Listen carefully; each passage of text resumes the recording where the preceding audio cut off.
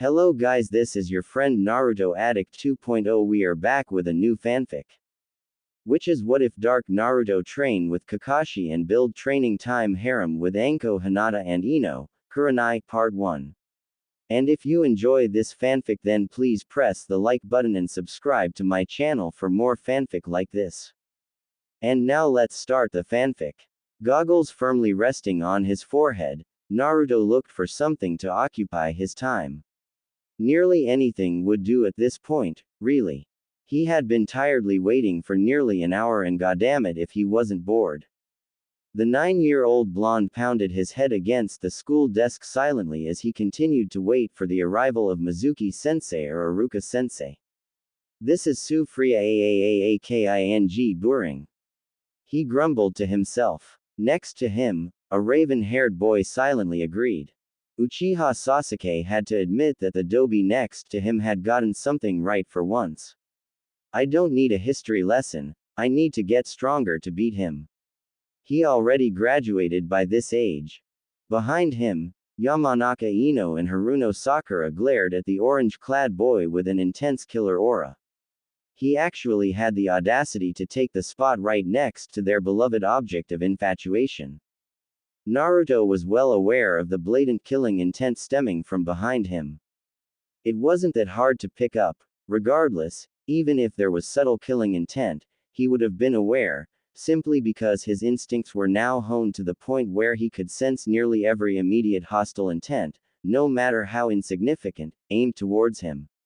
However, Sakura and Ino's intent were more irritated rather than the murderous vibe he got from some of the villagers, so he simply ignored it.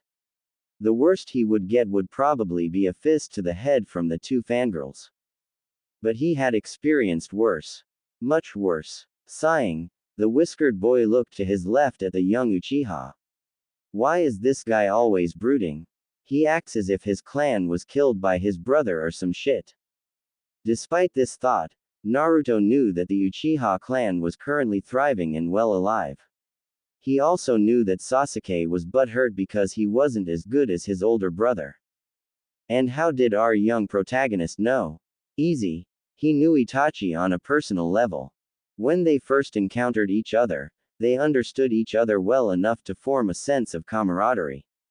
Itachi was well aware of the lone boy's pain and Naruto saw something within the older Uchiha that set him apart from the rest of his clan.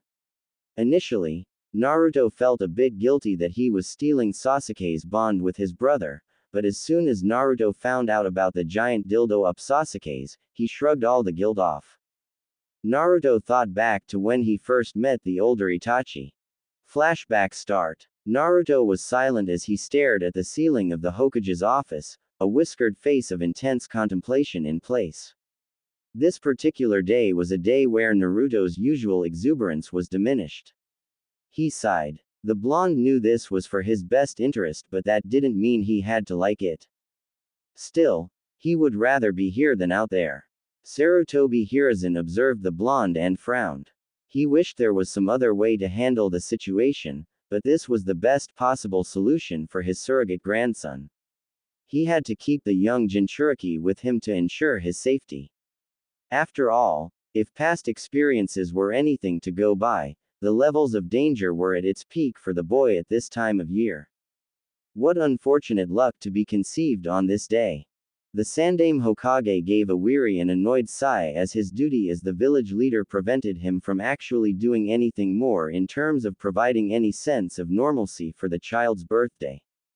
The only thing that was normal about Naruto's birthday was the present that only he, the Sandaime, would give to him. Jiraiya of course sent him money, but Hiruzen didn't yet explain to Naruto as to who was funding him.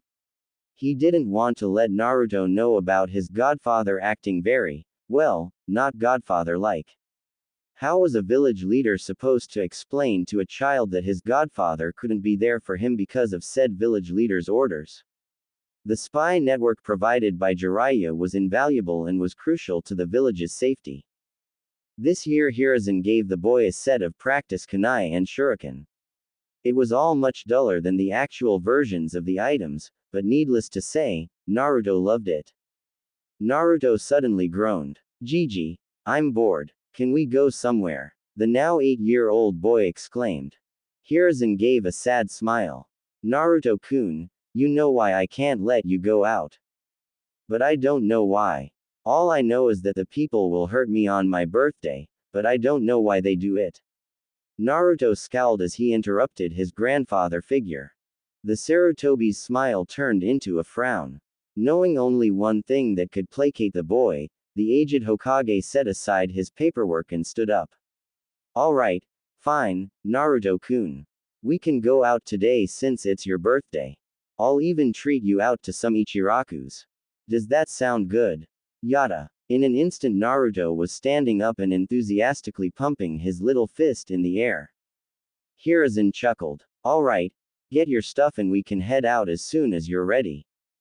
Suddenly, Hiruzen's assistant, Mew, could be heard from the now slightly opened door. Hokage-sama, pardon the intrusion but the council wanted to speak to you about some urgent matter. Hiruzen frowned. Tell them I'm busy today. The Sandaime gave a good-natured smile to the blonde. After all, I have an important matter to attend to. Naruto beamed at the Hokage and latched onto the old man's robe. Hiruzen returned this affectionate gesture with several gentle and affectionate head taps. Mew's next words were a bit hesitant. Are you sure, Hokage-sama? The matter is regarding possible intrusion of Orochimaru. Say no more. I'll be there, the Sandaime interrupted rather sternly. At those words, Naruto's heart shattered as the boy's shoulders slumped depressingly. Tears threatened to spill as he bit his lips to keep himself from crying. Failing miserably, the Sandaime knelt down to the boy's eye level. I am so sorry, Naruto-kun. If I could, I would retire right now for you, but the village really needs me. You understand, don't you? Despite feeling slightly betrayed, Naruto nodded glumly. Hiruzen stood up and frowned. If only someone else could. Oh. If I'm not mistaken, it looks like Itachi came back. He felt the presence of one of the most prodigal shinobis coming in. Hiruzen then turned to the crying Jinchuriki and knelt once again. Naruto-kun, I promise I'll make it up to you, but in the meantime this will have to do, okay? Naruto looked confused as he looked up to the Sandaime's eyes with slightly blurred vision. Before he could ask, sounds of clothes rustling and movement resounded from behind him. Anbu Captain Kamataichi, Weasel, mission reporting mission number 3041. Status. Success, a sudden monotonous voice said. Ah, Kamataichi-kun, that is good to hear, however, I now have another mission that only you can accomplish. Do you accept? Hiruzen spoke with a smile. Realizing what the old Jiji was doing, Naruto giggled. Ignoring the laugh and presence of the young boy, Itachi straightened up and bowed. Yes, Hokage-sama. He knew it mattered not what kind of mission it was. If it was perilous and he needed to risk his life to complete it, he would do it in a heartbeat for his village. He would be a weapon of Konoha. He would be the Hokage's tool. He would be an instrument whose sole purpose was to do as asked and kill if necessary. You're babysitting Naruto-kun. The Sandaime quickly coughed out. He would be Konoha's most accomplished babysitter. Wait, what? Naruto gave a cheerful wave and snickered. Flashback end. Of course, the knowledge of him and Itachi being friends was a secret to everyone but Naruto, the Hokage and Itachi himself. Well, at least Naruto considered him a friend. An older brother even. Dobi, Sasuke said, pulling Naruto from his thoughts. Retorted the young demon container. Naruto glanced at his raven-haired classmate when he didn't respond. What the hell, why did he even talk to me? Naruto frowned. Whatever, I'm just gonna ignore him. Sasuke, noticing the attention of the blonde was elsewhere, frowned. Everyone should be paying the utmost attention to an Uchiha when one speaks to them. In an irritated voice, he spoke once more, Dobi. Naruto sighed and continued to ignore him. I wonder what time we can get out of class, I want some ramen, Dadbao.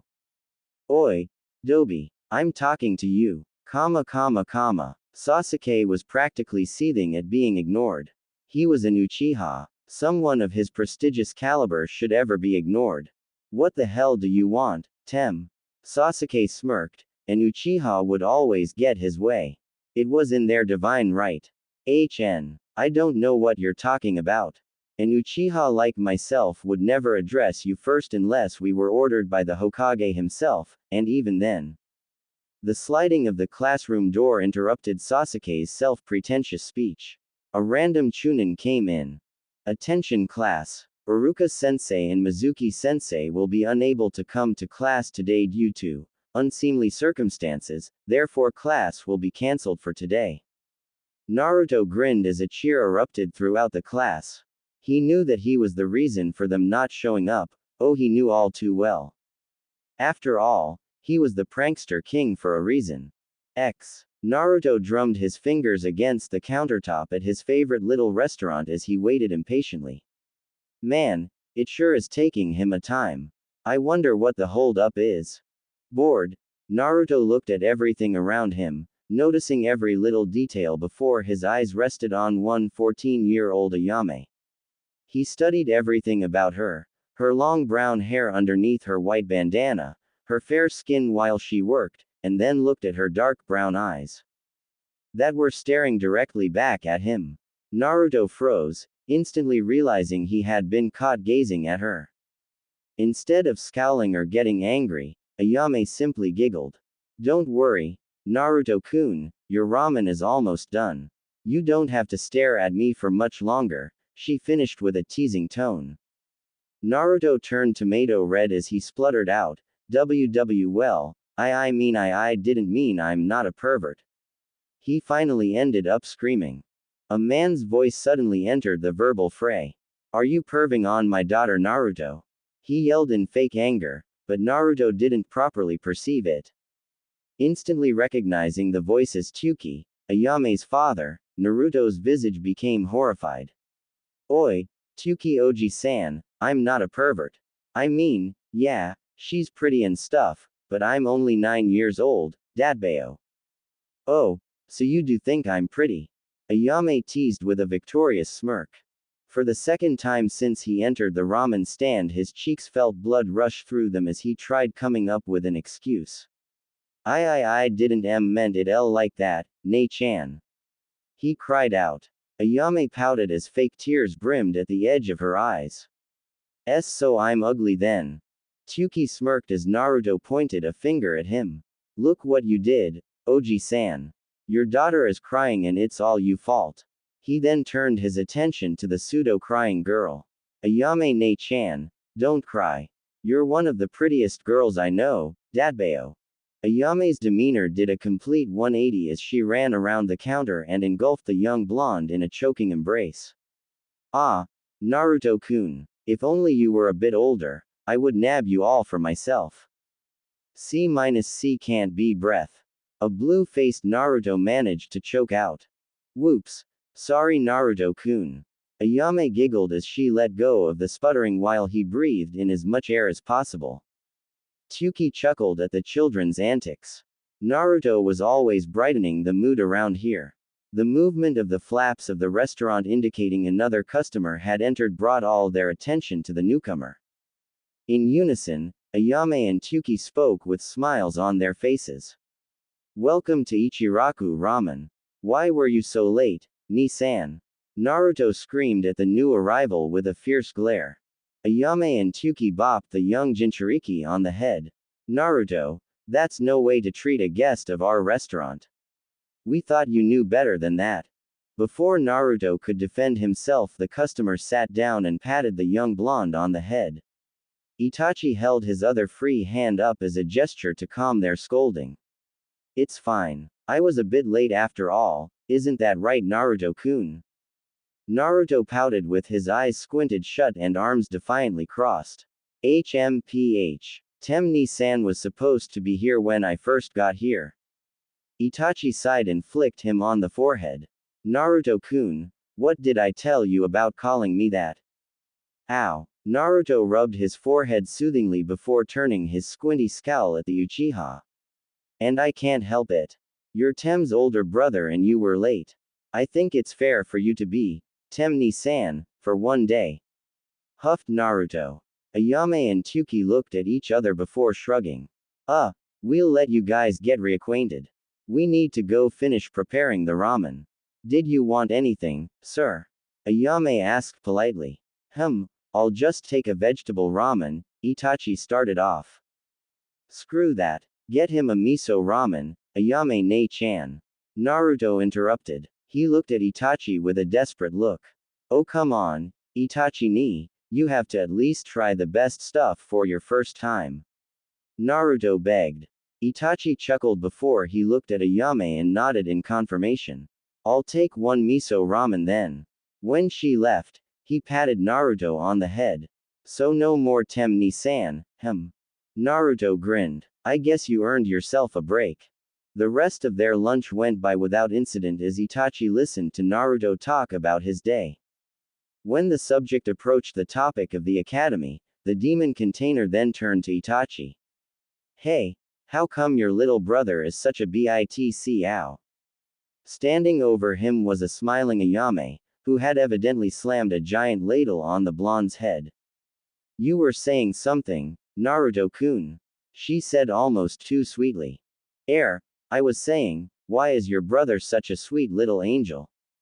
Itachi's mouth twitched in amusement as Ayame nodded in approval. Suddenly the sounds of the stand's flaps blowing announced another customer and, without warning, Naruto was pushed off his seat. Don't call me an angel, Dobi. Itachi internally groaned. Of course his actual little brother had to show up. Naruto angrily started to get up in order to retaliate, but Itachi held him back with a gentle grasp on his shoulder. Naruto simply sighed and ignored the younger Uchiha before he turned to the older one. Alright, Itachi ni, Naruto froze as he caught his verbal slip. Oh crap, he winced internally. Of course his freaking slip of tongue had to be in front of Sasuke. Oh Kami, he's gonna freak. Sasuke glared at Naruto. What did you just call him, Dobi? Nothing. Naruto quickly retorted. Sasuke gritted his teeth. If he was about to say what I think he was about to say. Itachi quickly stood in between the two younger occupants of the restaurant. He turned to his younger brother in blood. Sasuke-kun, what is the issue here? Did you come looking for me or did you come simply to antagonize your friend here? Naruto scoffed at the term, friend. Sasuke seemed to agree with Naruto as he glared at his older brother. Ni-san, why are you hanging with Cretan that are beneath our clan name? Especially this Dobi. Itachi frowned. You should never address another person like that, Sasuke-kun, please refrain from doing so again. The elder Uchiha gestured to the blonde, Naruto-kun here is a very good friend of mine. Sasuke scowled. Whatever, Two-sama wishes for your presence. Itachi nodded. Alright, Sasuke-kun, go on ahead without me. I'll be home shortly. He mentally scowled. Must be another meeting on the coup d'etat, looks like the time is approaching. HN. Came the reply of the young Uchiha as he turned around to leave. Naruto scowled at Sasuke's back as he left. He shook his head and turned to the remaining Uchiha. I don't see how the two of you are related. Itachi chuckled and brought out enough money to cover both tabs. He flicked Naruto's forehead and the blonde yelped in pain, making Itachi chuckle even more as he left the pouting Jinchuriki there. But he didn't even get to try ramen. Once Naruto finished eating, he thanked Ayame and Tuki before leaving. Deciding to get some good old training in, he started heading over to the training grounds. Using the alleyways and shortcuts to his advantage, he swiftly navigated the passages while achieving his desired intention of avoiding people. It would do him no good to run into anyone when he was alone. They didn't really do anything to him in broad daylight, but the occasional villager or shinobi would gain the courage to throw something at him. That included tomatoes and rotten food, as he recently found out. Other times it would be more lethal. Naruto kept quiet and stealthily walked to training grounds 43, one he knew that was always empty. He didn't really know any reasons why, although he suspected it had something to do with training ground 44 making weird feral and animalistic noises. Oh well, as long as it keeps people away from me it's fine, he thought as he headed towards his intended training grounds. I wonder if that weird, youthful, guy is gonna be around. Naruto frowned as he recalled the memories of the strange exuberant man. Oddly, the only thing he could recall is the words that the man kept shouting out with every punch and kick. Single quote. Naruto cringed as the image of a green spandexed man punching and screaming at the top of his lungs about youth assaulted his mind. Shuddering at the thought of him, Naruto never ever wanted to be near that guy unless it was for shinobi purposes, maybe. Despite his eager tendencies, Naruto knew the man was pretty strong at the very least. He was working out like a madman without tiring every time Naruto saw or heard him. The caterpillar man would have several boulders attached to him while he did whatever exercise. Whether the exercise be running up walls or impossibly steep cliffs or ravines, the man always did it an extreme way. Either attach multiple huge boulders to weigh him down, or sprint up only on 2 fingers. No weak man would ever do that. Anyway, Naruto decided that since no one else would take the time of the day to teach him, he'd learn on his own. He looked at various shinobi training and tried to copy what they did. Of course, this was all done discreetly, for obvious reasons. And that was how Naruto trained everything, well, everything that wasn't chakra-based. Naruto couldn't do shit with his chakra and it absolutely irritated and puzzled him to no end even though they had just unlocked their tenketsu this year like every other year 4 academy students would. It was sort of a rite of passage he supposed, at least that's what Gigi told him. However, surprisingly, when Naruto unlocked his chakra everyone in a half-mile radius passed out, himself included. The Hokage was there when he woke up and tried to explain everything to everyone about what happened. He said, Naruto-kun has too much chakra and the density of it was blah blah blah. Naruto didn't really pay attention because firstly, unlocking your chakra was painful as hell and he was super exhausted after he regained consciousness, and secondly, when did he pay attention to anything important? Never. That's when. Although he made a mental note to fix that issue soon.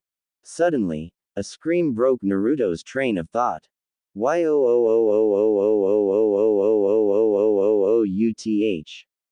Youth. Youth. Oh Kami. He's close, Naruto mentally grimaced. He trudged towards the source of exuberance after some deep contemplation. It took a few moments, but with some common sense and the powerful need and want to get stronger, he reluctantly decided to go study the strange man. The enthusiastic screams of passion grew even louder until he finally arrived hidden in the dense forest. Welp, he was here now. For better or for worse, not even he knew. Okay, first he ran laps no, wait, did he stretch first? Well, no shit he stretched first. Everyone stretches first. Okay so let's restart. Stretch first. Laps, the basic push-ups and shit, then the advanced and crazy weird push-ups and shit, and then, Naruto paused for a moment with a puzzled expression. Damn it, what the hell did he do again? I can't concentrate right now next to this emo tit. Naruto glanced at the raven-haired boy next to him who was currently glaring at him. It had been like this ever since that incident at Ichiraku's. As soon as Naruto was in a 200 feet radius of Sasuke the young Uchiha would find him and try to burn holes into the young blonde's very being. It was pretty uncanny. Actually, it would have been a pretty impressive feat of determination if it wasn't so creepy.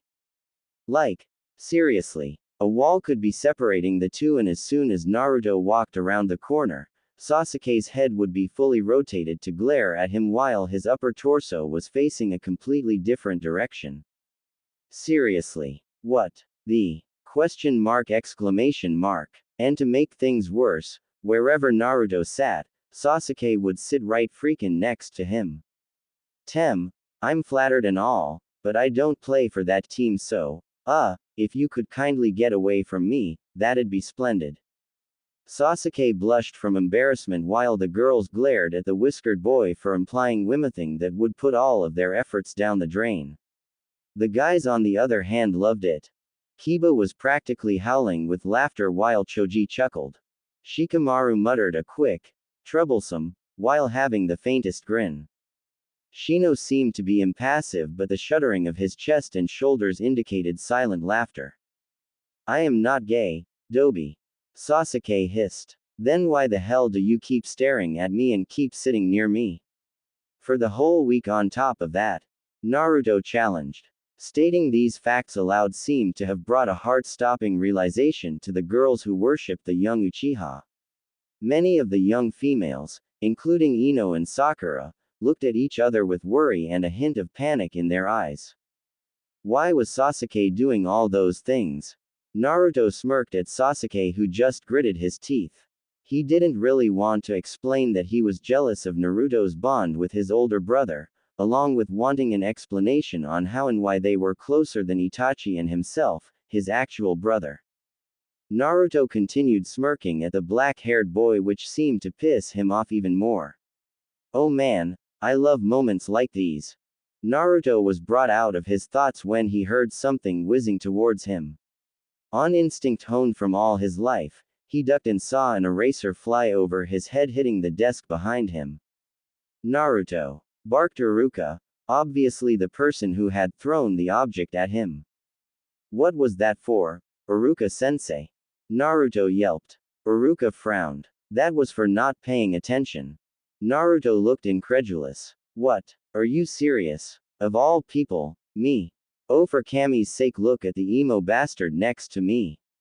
He's been staring at me for the past few days. Not to mention he's been staring out the goddamned window for the past century and you didn't throw anything at him. Iruka looked thoughtful as he conceded a bit. Well, I suppose. Too bad. Naruto was on a roll now. And look at the two bimbos behind me. All they do is stare at sir. He jerked a thumb towards a still glaring Sasuke, and you don't ever see them getting something thrown at them. Sakura and Ino didn't even hear him as they continued their dream-like stare at the raven-haired boy, apparently having quelled the question of Sasuke's from their minds. Naruto then pointed to a sleeping Shikamaru. And this guy, he's literally slept every class since day one. At this point, everyone was staring at Naruto in awe, including Iruka, with one similar thought on their mind. When did the Dobi notice all these things? Naruto then turned his attention to Kiba, who was now clearly outside the classroom window playing with Akamaru. He's not even in class. Need I say more? Iruka looked outside with confusion on his face. What the hell, when did he get Kiba? Get your back in here. Kiba clicked his tongue in annoyance before he climbed back through the window, albeit begrudgingly. Naruto then glanced at Hinata, contemplating whether or not to expose her for her similar fangirl-like endeavors towards himself.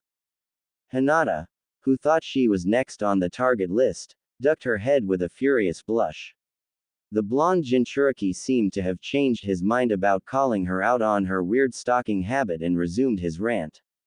And look at Choji, what in the actual?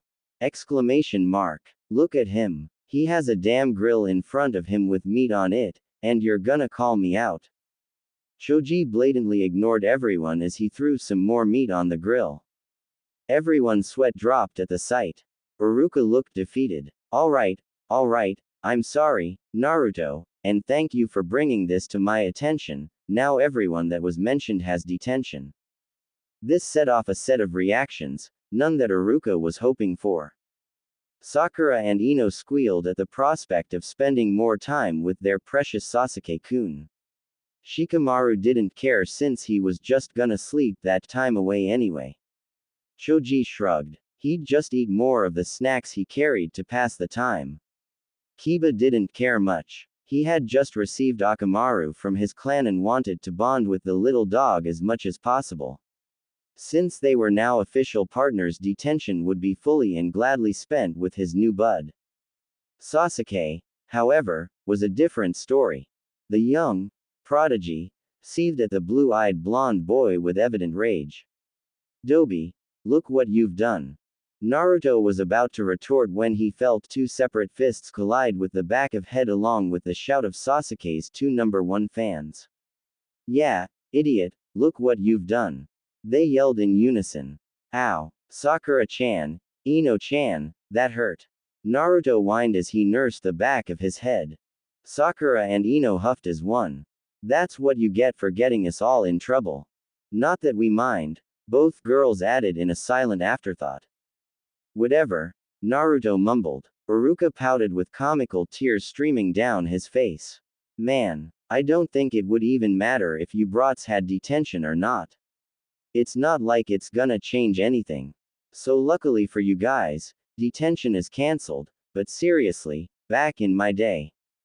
Iruka then went on to rambling on about today's generation needing to discipline themselves until the dismissal bell rang. Without any hesitation, Naruto darted out the room quickly with a scowl on his face. He had had enough of the people in the classroom and the bullshit. Naruto kicked at the ground as he walked along the village. He kept his gaze down and ignored the villagers' open disdain for him, having learned early on to not make eye contact or else he'd incite some form of retaliation from anyone within a 100-yard radius. He quickened his pace to the training ground he was heading to. Civilians weren't allowed on the shinobi's turf, so at least he'd be safe from them over there. Of course, it was natural that he would have had a few run-in with some angry shinobi every once in a while, but the most they did was send him packing from the training grounds with some harsh words. He approached the training ground with a mental sigh of relief. He was finally in the safe zone, somewhere he could kick back and relax. Except he wasn't gonna kick back and relax, he was gonna train. Well, he was gonna try. The reason he could only try, and not do, was simply because no one had taught him. He couldn't really try and learn on his own because he never had the proper material at his disposal and he couldn't obtain them through stores, with him being the pariah of the village. This meant that as the scorn of the village he was constantly thrown out stores for simply being in there, and the instructors at the academy regularly sneered at him for even approaching them, so that was a no-go. Well, everyone except Iruka-sensei and Mizuki-sensei. But the two aforementioned chunin never had time because they were always grading papers and busy with some other teacher stuff. That's why his training regimen was usually taken from other shinobi he was able to observe on the rare occasion that he wasn't found out by them. Today, Naruto was gonna be following his own regimen and another that he observed from a rather happy fellow. Naruto scrunched his face up as he tried remembering the man in the green spandex suit's regimen for the umpteenth time. Oh yeah, I remember, Dadbao, Naruto yelled emphatically as he set to run 100 laps. And that was only the warm-up. Naruto huffed and puffed as he ended his last lap. Son of a gun, that was pretty tiring. I guess this is the price of becoming Hokage, Dadbao. He quickly stood up and stretched before going to the decently sized stream, drinking some water from his cupped hands and washing his face as he relished in the revitalizing feeling. Feeling somewhat refreshed, Naruto set about to do the next part of the workout before he suddenly froze. What did he do next again? Scrunching his face in concentration, Naruto struggled to recall the exact workout. His eyes panned across the training ground hoping for some kind of memory spark. When his eyes fell on some boulders he yelped in triumph. Oh yeah, now I remember. Man, am I getting super smart or wah? Then he realized the detail of the workout's next step. Oh damn it all. He walked to the area with boulders littering the ground with great resignation. The green-clad man with the caterpillars above his eyes must be batshit crazy to do this. After dreadfully reaching his destination he stared at the rocks with a somewhat blank look on his face. Guess I gotta do this if I wanna be Hokage someday. Quote, me sideways, Dadbao. He groaned as he lifted a boulder with his arms. Once there, he threw it in the sky and positioned himself to be as ready as he could. Naruto was lying down face up with his chest panting from the brutal workout he just endured. Thank Kami, my stamina is awesome. I barely finished that madman's workout, I don't know how that guy can move like a damn snake while I move at the pace of a damn turtle. Needless to say, walking laps around the training ground using only your hands was a tough workout, especially with a pretty boulder balanced on your feet. Well, it wasn't giant, but hey, a rock on your feet that weighed nearly 50 pounds was pretty impressive, though Naruto saw the caterpillar man doing it with a boulder as big as a rhino. Oh well, one day I'll get there. I mean, that guy must be strong if he can do that crazy exercise. Suddenly, Naruto was put on alert mode as he heard footsteps approach his location. He tried jumping to his feet only to fall down from the sudden head rush and muscle fatigue. He cursed himself for being in such a vulnerable position. Shit, I shouldn't have. Naruto, is that you? Came a very familiar voice. The tension immediately dissipated from Naruto's body as he identified the source of the intruder. Holy crap, Mizuki-sensei. Thank Kami, it's just you. I thought you were someone who was gonna what are you doing here? Mizuki chuckled and feigned innocence. Oh, I was just looking for you, actually. I've seen you train really hard and I have to say, I'm impressed, so impressed in fact I was wondering if you wanted to graduate a couple of years early. Naruto's eyes widened at Mizuki's words. What? Are you serious, sensei? He asked excitedly. Mizuki nodded with pseudo-sincerity. Why yes, I am Naruto. Now, let me tell you what you have to do to pass. Internally, Mizuki was sneering. Time for you to get what's coming to you, you damn demon. Naruto panted heavily against a tree as he clutched the giant scroll close to his chest before he peered around the forested area to make sure no one had followed him. Seeing no one, he slid down against the tree and plopped onto his rear. He took a deep breath and relaxed, allowing a proud smile to adorn his face. He, Uzumaki Naruto, socially proclaimed, Dobi, had successfully stolen the scroll of seals from the Hokage Tower itself. Ha, no one can call me the dead last anymore. I'd like to see them try and do what I just did. Naruto adjusted his goggles from his forehead to his neck and wiped the sweat that accumulated on his visage. He eagerly opened the scroll and peered at the list of jutsus. Mizuki-sensei told me I only had to learn one of these to graduate early. Should be easy enough, I think, he muttered to himself as he scanned the parchment. His gaze fell on one particular jutsu, the Kage Bunshin no Jutsu. This jutsu allows the user to summon physical copies of themselves. However, the clone takes a lot of. Naruto frowned, the next few words were blurred and had holes through them from the old age. Ah, what the hell does it say? I can't see, damn it. Naruto squinted his eyes in hopes of making out any distinct words on the blurred out characters.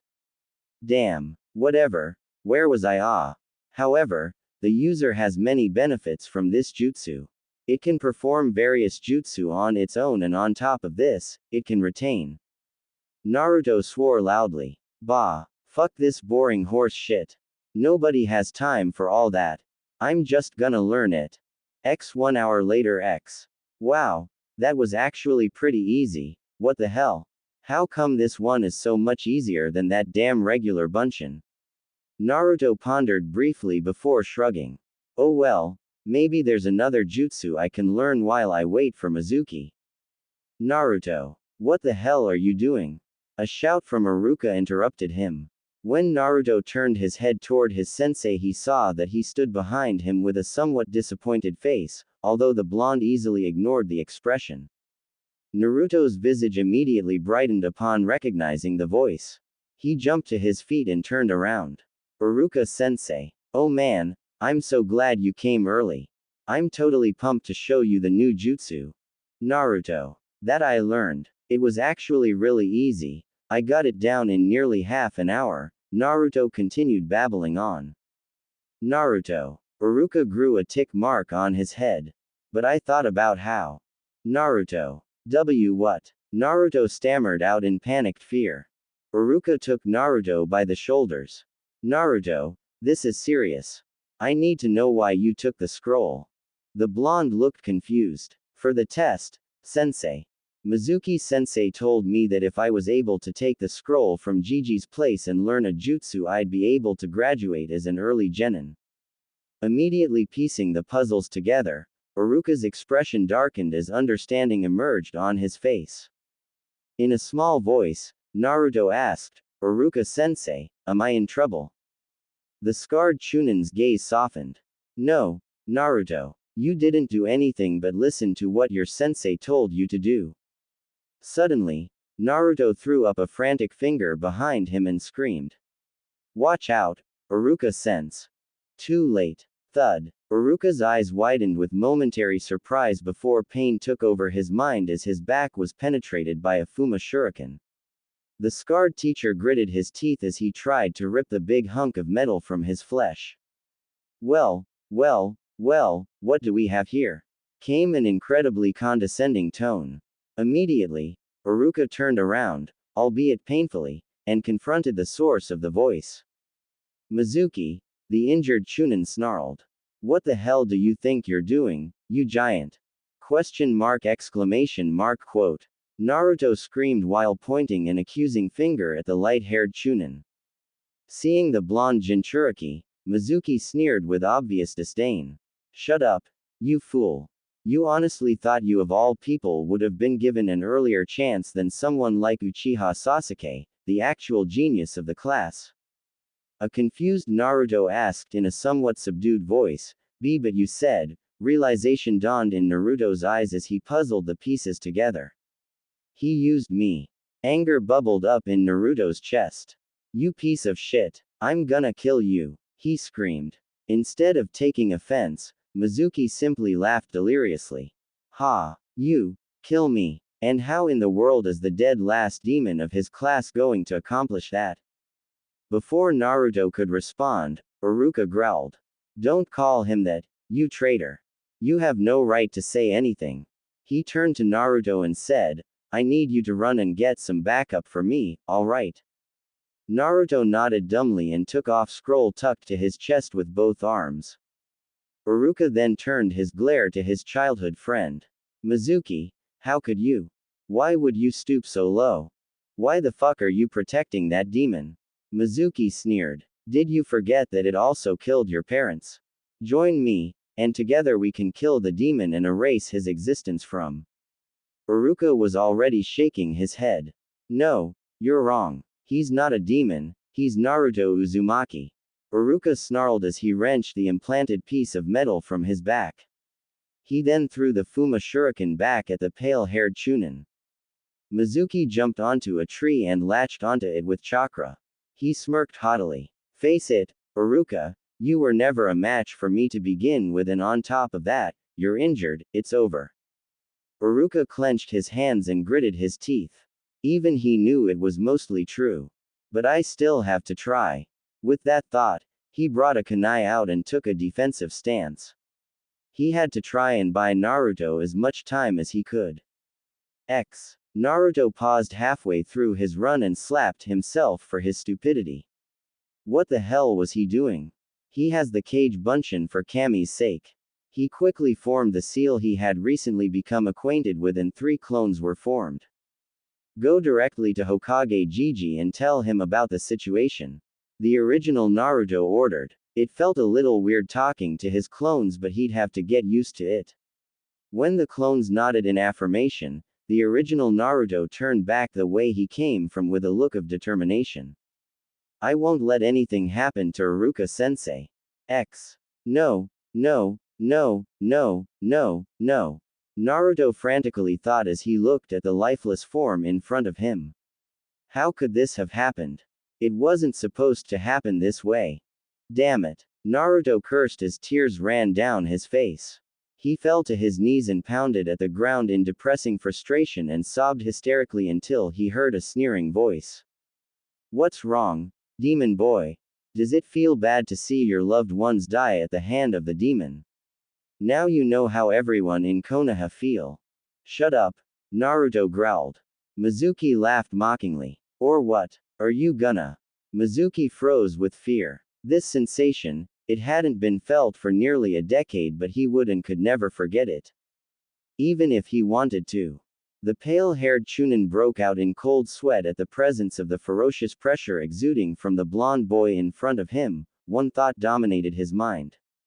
The Kyuubi no Kitsune. X. A man with half his face covered in bandage wrapping approached the tower accompanied by two others. Shimura Danzo, previously a candidate for the Hokage position and ex-teammate of the current Hokage in office, was now an elder for Konohagakure. With his two fellow elders and former teammates alongside him, he headed to the office of one Sarutobi Hiruzen. Koharu and Homura, the two that accompanied him, had a stern look on their wrinkly faces. While it wasn't obvious from a first glance, their walk was full of tension and their strides carried a sense of urgency. Today was the last day to take action. Upon reaching the office door, the three elders ignored the protesting secretary and barged in. Hiruzen turned an impassive gaze to the three who had intruded. He knew the reason as to why they had come. Their motives had been a pressing thought in his mind for the past few weeks. Ever since the elders and he had caught wind of dissension amongst a particular Dujutsu-wielding clan, they engaged in a heavy discussion on how their next course of action should be taken. Being the peace-loving senile he was, the Sandaime wanted to handle the situation diplomatically, hoping somehow that words would be able to diffuse the issue. However, Danzo and the other elders came today and demanded justice, no matter how brutal the method was. Hiruzen, the time is near and you promised us an answer. We must not waste time any longer. Their traitorous Actio. From the corner of his eyes, he saw a mop of blonde hair shrouded in a transparent red cloak in the all-seeing crystal ball. The elders yelped in surprise when their ex-teammate ran out the door, completely ignoring them. Sarutobi Hiruzen, Sandaime Hokage of Konohagakure, had witnessed many dark moments in his life. He had seen families torn apart, the deaths of loved ones, comrades and fellow shinobi, and was of the few that saw the unfortunate brutality of all three great shinobi wars. But none could prepare him for the scene before him. In front of him lied the savagely torn remains of the traitorous Chunin Mizuki. Not a single shred of skin was left intact. Tissues, muscles and shattered bones were all strewn apart on the forest ground. Blood coated the once normally green grass red, and a heavy trail of blood led to two forms on the ground. Naruto was on his knees, rocking back and forth, clutching Iruka's head to his chest, all the while sobbing with unrestrained sorrow. A solemn expression took a hold of the Sandaime's face as he approached Naruto before gently placing a hand on the young Jinchuriki's shoulder, making the grieving boy lift his face to meet his village leader's eyes. Immediately, the Hokage knelt and the young blonde immediately clutched onto his robes desperately. Naruto tried reining in the turbulent emotion that coursed through him as the Hokage stood in front of him, but failed miserably. He dreadfully dabbed at his face with his blood-coated sleeve, trying to halt the liquid that manifested from his eyes. I'm sorry, Gigi, I don't know what he kept calling me a demon. He killed Iruka-sensei, it was just so hectic. 1 meter moment ICR read and the end next, Mizuki is dead. Hiruzen interrupted the young boy's babbling. Naruto-kun, all of this was out of your control. You aren't at fault for anything, do you understand? He said sternly yet gently. Naruto shook his head despairingly. I should have said no, he asked me to do this. Hiruzen made to interrupt the young boy again, but the blonde continued in a whisper. Why, Gigi, what did I do to deserve this? What did I do to deserve everyone's hate? He looked up to the Sandaime's face and gazed with teary eyes. I'm tired of not knowing, Gigi. I got Iruka-sensei killed because I was stupid and weak. The Sandaime took his shoulders and spoke in a firm yet warm voice. Naruto-kun, believe me when I say this was not your fault. As to your request, we'll discuss that later. Now sleep, my child, you don't need to worry. I'm here for you. Naruto nodded, knowing that was the best he was gonna get out of the leader, and felt his eyelids grow heavy. One last thought rang through his mind before he entered the blissful void of sleep. I'll fix myself to be the best, Iruka-sensei, That's a promise of a lifetime. Naruto sat in the chair in front of the Hokage's desk and swung his feet in a bored childlike fashion. Hey, when does he or she get here? I wanna start training, Dadbeo. Sarutobi Hiruzen pinched the bridge of his nose in obvious agitation.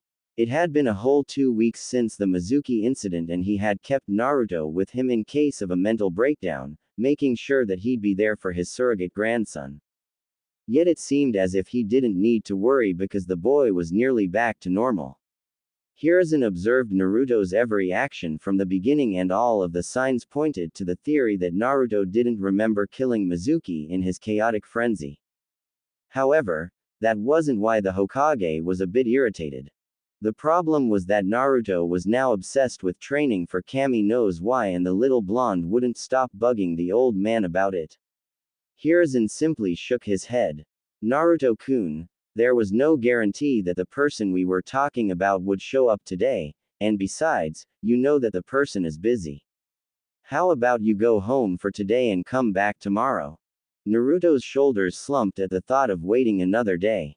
He plopped onto his 2 feet and replied in a grumpy tone. Fine. He thought on what he should do. The academy was on a summer break so he literally had nothing to do. He could always pull some pranks but he didn't feel like it due to all the recent events. Hiruzen exerted a tired breath as he watched the little blonde Jinchuriki exit the office and went back to previous thoughts. The problem that was rising from a particular clan did not bode well for him or Konoha and he was sure the elders were going to come back sooner or later. He grimaced as he paged his secretary. Maya-chan, please set up a meeting between the elders and I ASAP.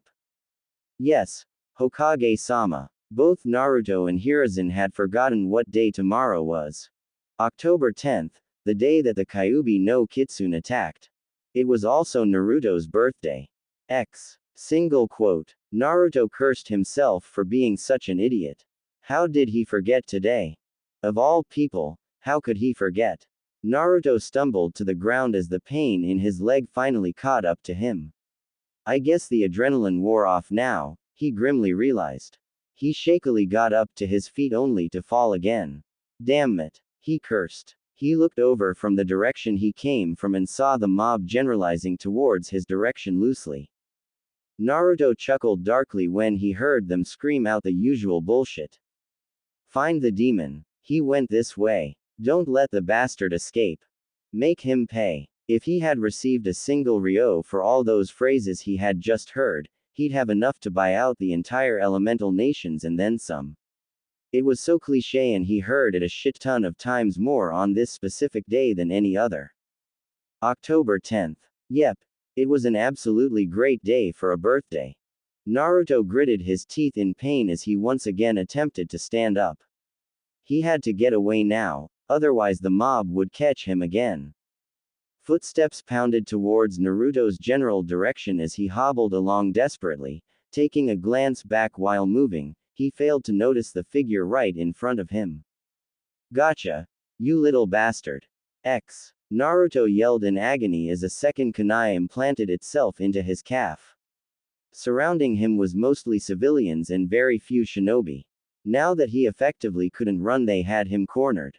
Knowing this, Naruto simply curled up in the fetus position and closed his eyes.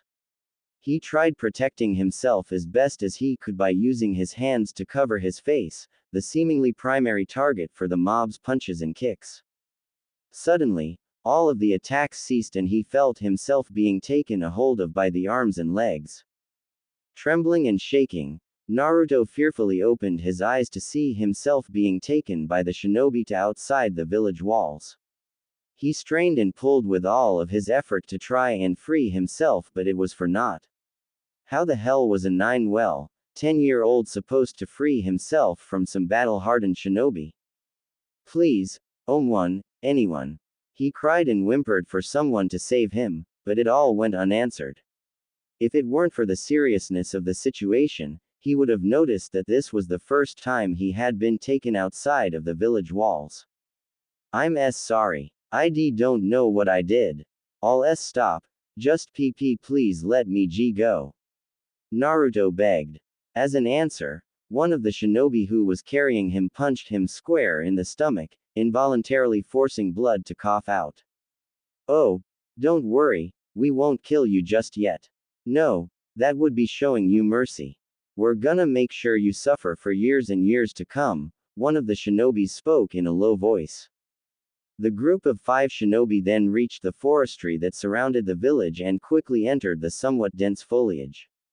Without warning, Naruto was thrown and pinned against a very large oak tree.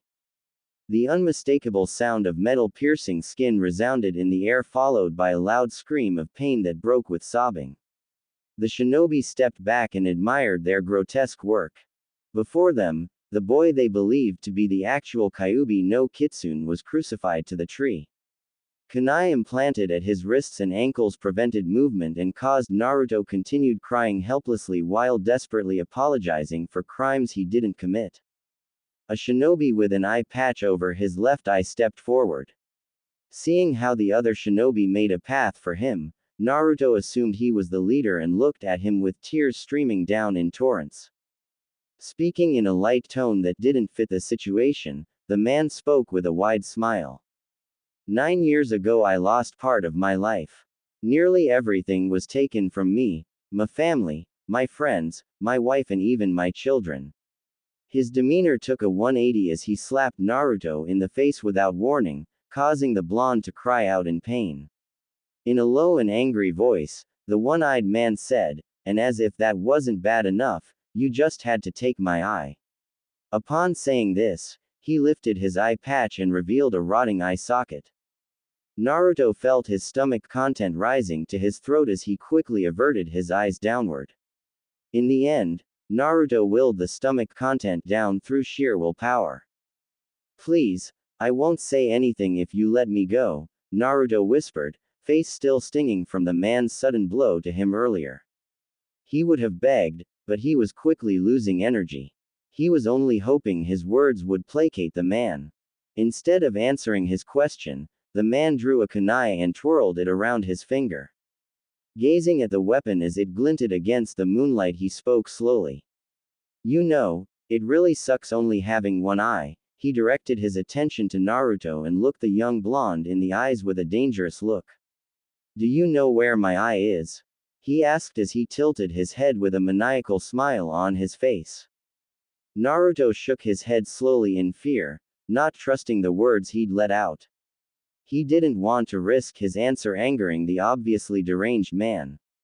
Oh, now that's a real bummer. The man frowned and looked crestfallen. His shoulders slumped and the kunai he was twirling around fell to a standstill as he looked down in a defeated manner. For a few seconds Naruto almost believed that he had somehow calmed the crazy man from any extreme actions. Almost. The man abruptly stood tall with a cheery smile on his face. Well, you know how that saying goes, an eye for an eye. With that being said, the man smiled and approached Naruto with malicious intent. The mention of Naruto's name on this particular day made the Sandaime Hokage pale with unease. They had just got done going over the report of the incident and Itachi had one last request before he was marked as a nuke nin. Hiruzen had smiled sadly when he heard this. One of the few people Naruto had bonded with was now leaving all because of himself and the council. Itachi's last request was to visit the blonde he had bonded with over the last year and a half before he left. That's when the weight of the current date decided to firmly stomp its way into his mind. That led to the both of them quickly striding over to the desk to use the crystal ball to locate him. Once they looked through the crystal ball to find Naruto, much to their horror, they saw a group of ninja carrying him into the outer forest of Konoha. Immediately, the Hokage cursed himself for being such a fool. He knew what day it was, yet somehow, nearly every year around the same time, something always occupied him. It was not a coincidence, he theorized, the civilian council and majority of the shinobis were behind this somehow. He just couldn't find any damnable evidence. Itachi and the Sandaime used the Shunshin no Jutsu immediately to the front gates of the village. Recognizing that they were still in the immediate forest of Konoha, Itachi and Hiruzen had decided to split up to find the boy. Although this was their home village, the forest was just simply too damn big for them to automatically know where everything was at by heart. Itachi, if you find Naruto, bring him back immediately to the tower. If you find those responsible, you know what to do. However, you know you must immediately leave as soon as possible. The village will find out about what you did soon enough. The Sandaime spoke swiftly without remorse and only with absolute authority. It was the man known as the professor and the Hokage speaking, not the loving grandfatherly figure to the people of Konoha. Yes, Hokage-sama, Itachi instantly replied before running off to the east side of the forest. The Sarutobi really wished at this moment that he could call on his Jonin and Anbu, but he needed to keep everything discreet if he were to grant Itachi's last request. With these thoughts, the Sandaime shot off in the opposite direction from Itachi. Kage Bunshin no Jutsu, Shadow Clone Jutsu. Itachi whispered. Summoning 3 Kage Bunshins took a solid amount of chakra from Itachi, hence the reason he didn't create a lot more. It would be useless to summon 30 clones only to dispel them after 30 seconds or a minute. No, it would be more efficient to summon a few and have them be able to use a decent amount of chakra to help them find the young blonde. Immediately, they sped off in random directions in hopes of completing their tasks as quickly as possible. Itachi picked a direction where his Kage Bunshins hadn't gone to and sent chakra to his ears in hopes for a sign to the whereabouts of Naruto. He immediately heard some rustling and pumped chakra through his legs to the source of noise. He ran and ran in hopes of finding. Tisk. Itachi stared at the cause of the noise with a frown. Just a squirrel. If he didn't find the boy soon, he was sure the blonde would be severely injured or dead by the time they got to him. Itachi checked his reserves and seeing that he had about 2/3 of it left, he summoned another set of 3 Kage Bunshins and sent them off in random directions. He was getting desperate in finding the boy. He didn't know why, but the blonde provided the companionship and feelings of a real little brother. Sasuke was more of a wannabe rival from the Hyuga clan that only saw him as a motivational piece, and that was it. Every other shinobi held him in a rare reverence that stemmed from him being a young and accomplished shinobi that happened to be an Uchiha. But Naruto was different. Naruto treated him normally and didn't see him as a genius but as simply Itachi. It was foolish for him to have developed a familial bond with the boy because he knew one day he had to eventually sever the bond. He knew this when he told the Hokage about the uprising in the Uchiha clan, but the little kid was a sphere of energy that had a gravitational pull about him once you got to know him. Itachi sighed. Not to quote the Nara clan, but it was quite troublesome. Again picking a different path from those of his clones, he quickly ran and pumped chakra through his legs once again. He ran up a tree and started taking the high route. Hopping from branch to branch, he broadened his senses too. Suddenly, an agonized scream pierced the moonlit night. Itachi froze. Anger bubbling up in his core, Itachi activated the recently obtained Mangekyo Sharingan subconsciously and flared his killing intent. With inhumane speed, Itachi silently blurred through the thickets. More people were going to die tonight. That's all Naruto had before his senses kicked and realized there was an 8-inch kunai in his eye. His first sensation was just the sense of intrusion being cold. Then it became hot. Extremely hot. Excruciating pain flared in his damaged orbital. Blood and serous fluid gushed out from his socket in an unrestrained torrent, quickly coating the right side of his face with blood.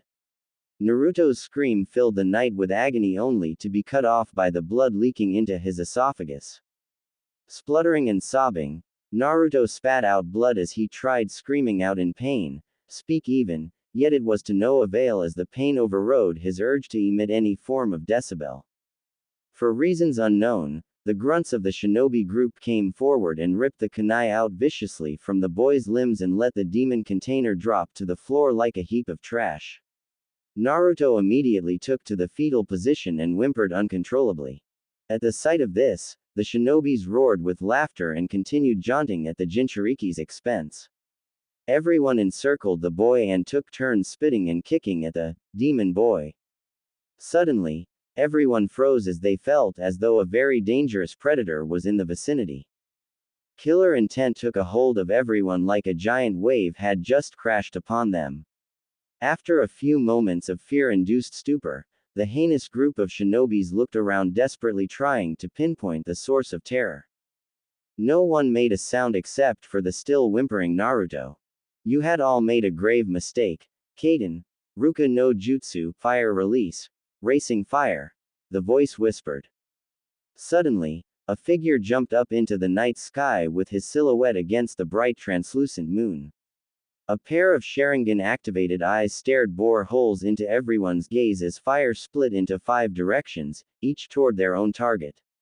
Rapidly approaching them, the shinobis emptied their bladders as they knew it was too late to survive. Screams of fear filled the forest before being silenced by their fate.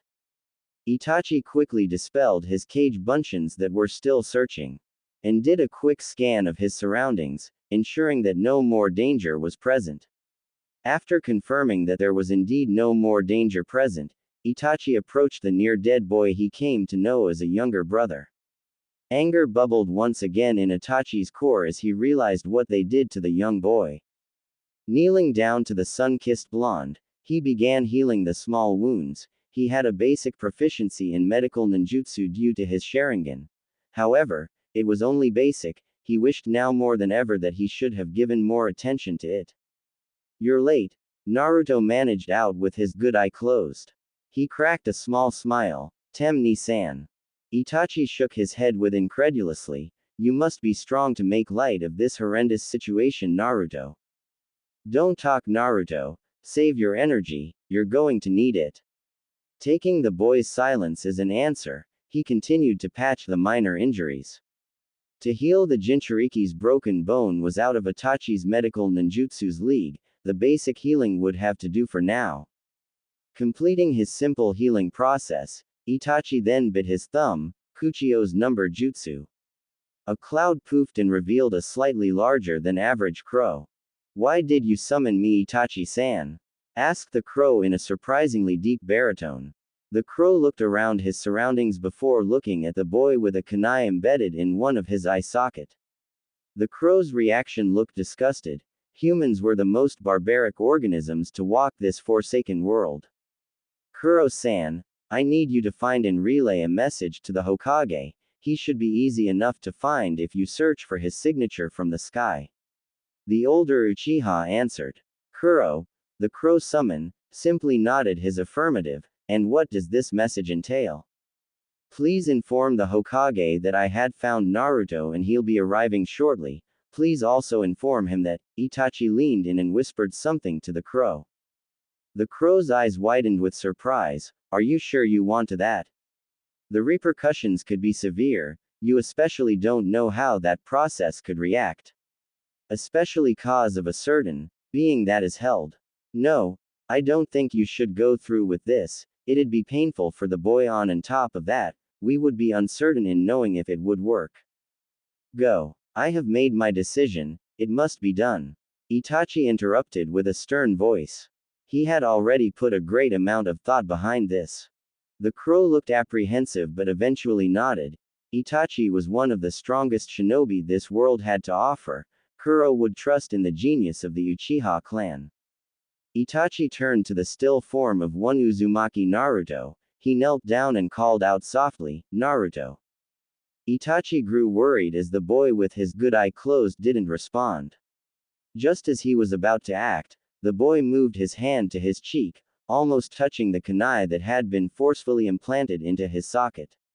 He held his hand there on the verge of making contact with the weapon before finally dropping his hand on his cheek. "It hurts," Naruto whispered hoarsely, voice trembling full of pain. "I know, Otuto, I know. But I need you to be brave for me, okay? Can you do that for me?" At Naruto's weak nod, Itachi continued, "The kunai ruptured everything in your eye. If I were to take it out, you will be blind in that one eye." "I figured as much," Naruto said quietly with tight lips. "However, if you choose to do so, I can replace it. but the process itself would hold an untold amount of pi. No, I won't take your eye just so I can see Itachi ni. I'd rather go blind than hurt someone I love. Naruto spoke loudly with ferocity. Screw that, he wasn't no sissy bitch. Itachi gave an amused smile. Not that Naruto could see, always thinking about others. Naruto-kun, sometimes it's good to be selfish. Naruto managed a small pained smile. Hell yeah, I'm always thinking about others. Heroes always think about others and they get all the ladies. Dadbayo. He chuckled weakly. Just kidding. Brooders like the Tem always get M, which is complete bullshit by the way. Itachi again looked at the boy with slight awe. Just how do you do it, Naruto? Always remaining strong and steadfast. I wouldn't be using my eyes, so you don't have to be worried. Oh gross Itachi ni. I'm not gonna use one of those bastards' eyes. They just assaulted me, so screw them and their shitty. Not theirs either. Itachi said quickly, placating the boy into silence. Naruto remained silent before speaking slowly. If it's not yours, and if it's not theirs, then whose? Itachi pulled out a vial that contained a pair of eyes and briefly thought back to the conversation he had with the Sandaime Hokage. Flashback starts. Sarutobi sat silently in his office contemplating his recent decision. Did he really make the right choice? Would his predecessors have condoned his decision or would they have chastised him? Unfortunately, he would never find out. Regardless of his decision, he couldn't fight off the intrusion of guilt that had seeped into his soul. It has been done, Hokage-sama. Came an emotionless voice. Despite the monotonous tone of the speaker's voice, Sarutobi Hiruzen knew there was an emotional turmoil warring inside the young man. He knew what he had forced on the young adult was an unbearable weight that could never be fully alleviated. Sarutobi clenched his jaw as he spoke with guilt and sorrow riddling his voice. He avoided eye contact with the genius. I am truly and sincerely sorry, I wish it had never came to this. I will do whatever it is to keep this village safe, Hokage-sama. I nearly regret nothing, however I would like to tell you I had failed in one aspect. Sarutobi gave a sad smile. I would have never expected you to kill your own Otudo, even I know that you're not the perfect ninja. Now I have to ask, did you perform the Tsukiyomi on young Sasuke-kun, and were you able to obtain the Mangekyo Sharingan? Itachi shook his head. I simply knocked my little brother out. I didn't see a reason to put him through such torture. The incident tonight should be well enough to motivate him to be stronger. Itachi's fist clenched ever so slightly. This did not go unnoticed by Sarutobi as Itachi continued, and I was successful in killing Shisui Uchiha, successfully obtaining the Mangekyo Sharingan without using his eyes. However, I would like to take them as keepsakes, Hokage-sama, if you don't mind, that is. Sarutobi understood immediately. The bond between the two Uchihas was akin to brotherhood. It forged upon being the talented and young prodigies always together during countless life-threatening missions and perilous situations. Sarutobi waved the Uchiha's hesitation off. It's fine, Itachi-kun, it's the least I could do for you, especially after all you've done for us. Itachi then cleared his throat somewhat awkwardly. Actually, Hokage-sama, there's one more thing I would ask of you. If it was alright with you, I would like to make one more visit to one Uzumaki Naruto. The Sandaime froze. The mention of Naruto's name on this particular day made the Sandaime Hokage paled with unease. How could I have forgotten? Flashback ends. Don't worry about trivial matters like that, just answer the question, Naruto, yes or no. Itachi spoke sternly, despite the quietness of his voice. Naruto took several painful breaths before he gave an answer. Grimacing, he spoke slowly. Well, not much of a choice if I want to keep my eyesight, I suppose. Naruto tilted his head towards Itachi. This action elicited a giant wince from the young blonde. Naruto held himself still and let the pain dull out before he asked, as long as it's not your eye, I'm fine with it, Itachi-ni. Itachi allowed himself a small smile as he tried to steel his nerves. He didn't know anything about surgical processes, but he hoped he didn't need to. When he was healing the minor cuts and bruises, he felt the deeper lacerations and broken bones healing on its own.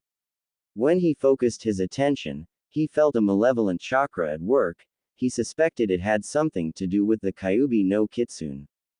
On that piece of information alone, was what Itachi was basing this whole eye operation on. He was relying on the seemingly miraculous healing prowess of the Kyuubi. In the small amount of time since the situation made itself known, he put an impressive amount of thought into his next course of action.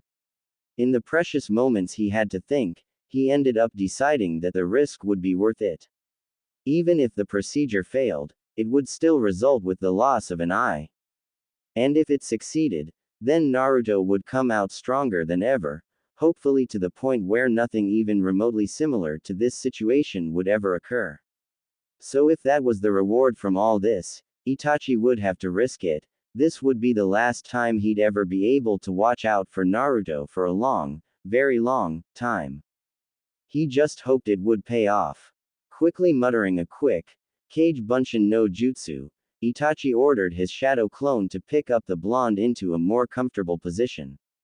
As soon as that was done, Itachi set the vial that contained Shisui's eyes onto the ground next to the Jinchuriki lying flat on his back.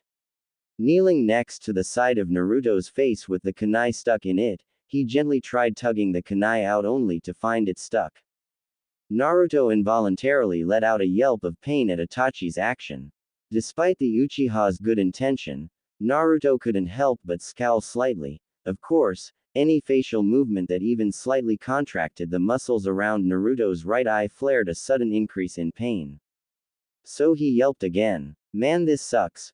Man, from here on out, my luck better multiply into infinity and freakin' beyond, cause I am tired of all this freakin' bull crap, he thought as the pain dulled to a more bearable amount. Naruto, I'm gonna have to heat up the kunai with flames slowly so it doesn't stay lodged in your socket. I'm going to heat it from the handle so I don't burn the rest of your face. In other words, it's gonna hurt like a bitch. Naruto finished. Itachi let out a small, HN, in affirmative. Naruto grimaced once more. Well, sooner always better than later, right? Itachi summoned another Kage Bunshin on top of the other one.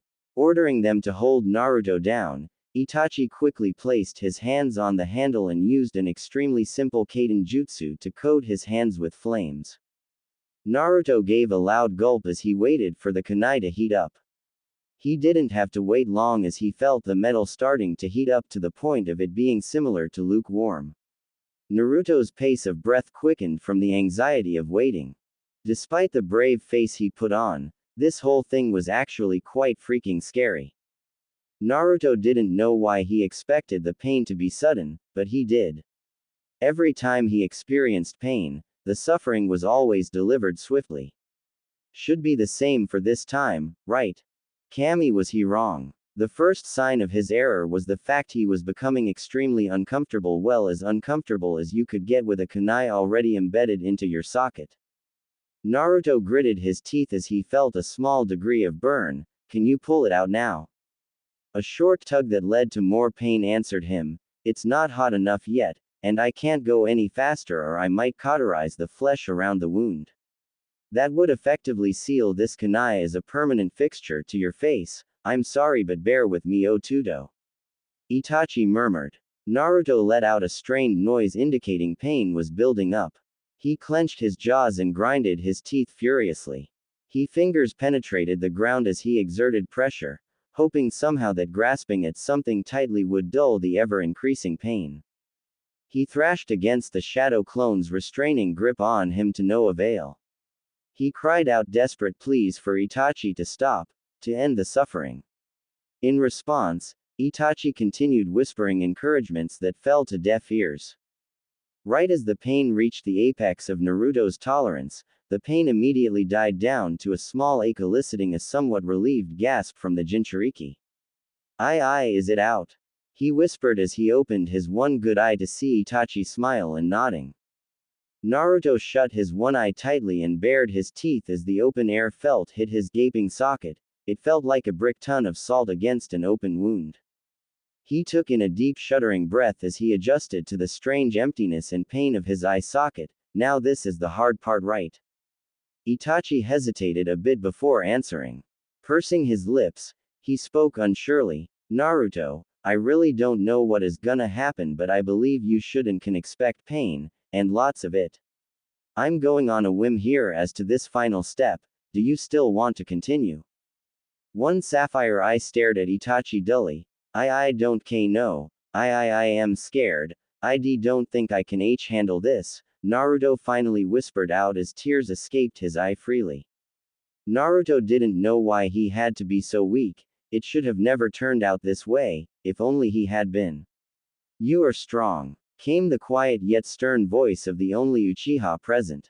Naruto shook his head. No, I was never strong. I couldn't even protect Iruka-sensei, and I can't even protect myself. Itachi lifted his hand briefly and flicked the whiskered boy on the forehead. Don't be a baka Otudo, you are more strong than you'll ever know, trust me. Hearing those words brought a strange effect in Naruto. He still felt all the negative emotions, but the words of his older brother instilled a new sense of security in him. If the genius amongst genius saw something in him, perhaps he himself can one day see it. Thank you, Ni-san, Naruto whispered. He looked up towards the night sky and continued, I think I'm ready. Itachi patted the boy's head before giving a grim nod. Let us begin. Naruto had thought he had known pain to an intimate level. Well, sally that notion sideways and tossed it in the trash. 'Cause what he felt at this moment, that was pain. He tried screaming, but he found his throat parched and was barely able to whimper. He tried thrashing against the cage buncheons that were restraining him. He tugged and kicked, but it was to no avail as he felt his world explode with pain. Yet underneath all that pain, he felt something incredibly difficult to describe. He felt something different. As vague as that was, it was the truth. Yet if he had to describe the strange sensation, he would have to say evil. However, thank Kami, the feeling Naruto had felt lasted for a few seconds, seeing as to how he passed out from the pain. Again, thank Kami. Where am I? Why does my head feel like it's been hit with a Fuma shuriken?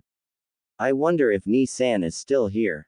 Itachi Ni. Hearing no response, Naruto groggily awoke to an all too familiar place, albeit blurry. He knew exactly where he was. The familiarity of the place assaulted his sensitive senses. The clean antibacterial scent attacked his already sensitive nose. The whiteness of the room and the texture of his clothing, which felt much like a gown, were dead giveaways as to where he could be. Yeah, he knew exactly where he was.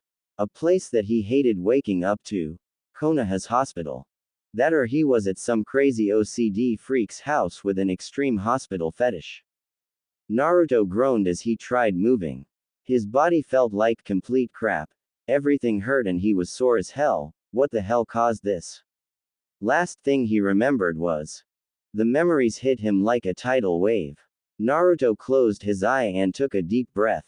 He opened his eye, just realized that his vision was supplied only from the left side. From his other optical perspective, he simply saw pitch black. I guess it didn't work. Naruto spoke softly to no one in particular. With great difficulty, Naruto sat up straight with a severe wince and groaned, shit. That hurt like a motherfuck.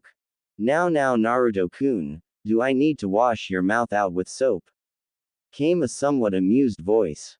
Naruto looked up to see the one and only Sandaime Hokage standing in the doorway. Although he spoke with an amused tone, his visage was dead serious. Averting his gaze, Naruto murmured dejectedly, Hey Gigi. How are you feeling, Naruto-kun? Like shit. The Sandaime let out a mirthless chuckle as he approached the bed Naruto was sleeping on. Rolling a wheeled chair closer so he could sit and converse more easily, this talk wouldn't be easy, the Sandaime sighed. I guess that's a given after what had happened last night. The Sandaime rubbed his chin in a thoughtful manner. Where's Ni-sa? Naruto caught himself quickly. Itachi. Sarutobi frowned. Why didn't the Uchiha prodigy tell the Jinchuriki? Sarutobi hesitantly spoke. Naruto, Itachi betrayed Konoha. Naruto frowned. Haha, Gigi, I'm not really in the mood for jokes, so can you seriously tell me where he's at? Or send him here. Naruto, I'm sorry, but I am being completely serious when I say he massacred the Uchiha clan last night. Naruto stared at the Sandaime desperately looking for any signs of joke, but he only found regret and sorrow on the face of the man he saw as grandfather. Naruto then looked forward with his one eye. His gaze took in everything, yet he saw nothing. The sapphire-colored eye dulled, much like a gemstone covered in sheets of dust. His thoughts ran 1,000,000 miles per second.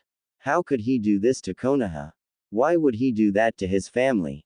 Why would Itachi leave him? That had hurt the most. He knew they bonded like a little brother would with an older brother. Didn't Itachi know he was one of his most precious person? Naruto only had him and the Gigi. He had to have known. Naruto had told him 1,000,000 times. Tears started to fall out as Naruto clenched at his heart, desperate to placate the heartbreaking ache. His chest shuddered with short and uncontrolled breathing.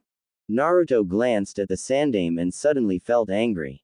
He clenched his jaws and tightened his fist. Why is this shit always happening to me? It's not fair. Frustrated tears started to stream out of his open eye. How come the supposed leader of our village fails so miserably at preventing pain? Are you alright, Naruto-kun? Came the worried voice the Sandaime. Fantastic, Gigi. This year had been amazing. Couldn't you tell? He spat out venomously. The Sandaime placed a gentle hand on Naruto's shoulder. I'm sorry, Naruto. Just know that in time, everything will be better. Shoving the old man's hand away forcefully, Naruto spoke coldly, don't touch me.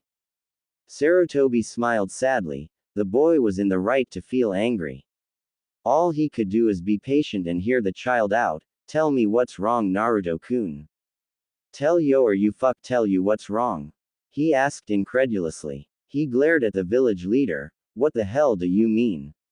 Are you seriously that old that you can't even tell what the hell is wrong? Naruto took a forced breath as he closed his eye. Well, let me tell you, Hokage-sama.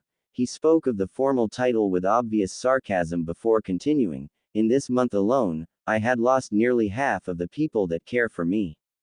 The two people that was actually willing to protect me.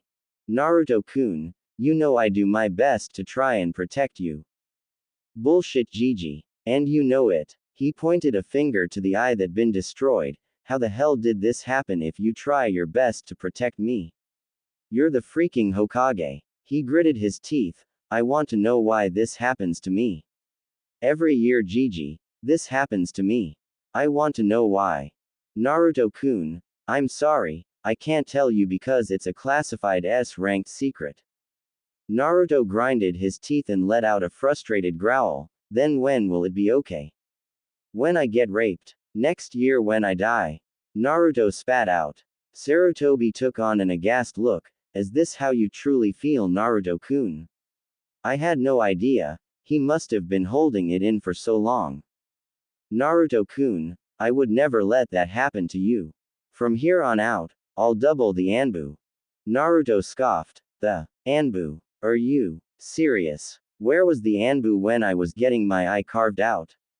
Naruto yelled with angry tears rolling down his face.